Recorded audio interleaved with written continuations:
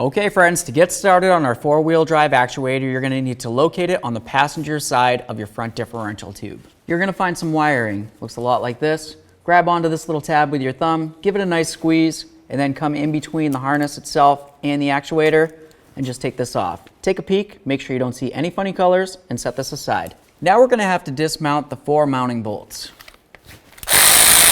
Something to think about is you're going to have a little bit of gear oil that comes out of this, so make sure you have a nice collection bucket to collect it all, and let's get this last bolt out of here. Carefully draw this off of here.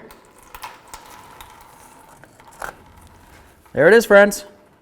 Let's go ahead and make sure there's no gasket on there. Now we need to go ahead and clean up the area where the new seal is going to ride. Use a razor blade, be careful.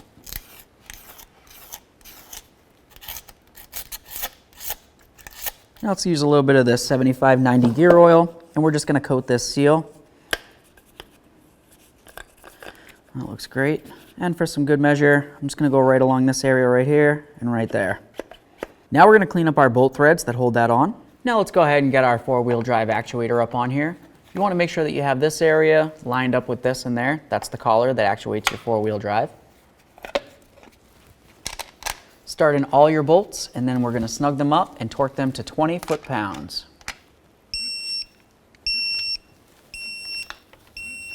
Reconnect your connector. That on there, give it a nice tug. There we go, nice and secure. Perfect. Now it's going to be time to make sure we check our differential fluid here. Just go ahead and pull this off. Take a nice gloved finger, put it in, curl it down a teeny bit, make sure you've got fluid. This looks great. If for some reason your fluid's low, top it off with 75-90 gear oil. And of course, we're going to clean up our mess.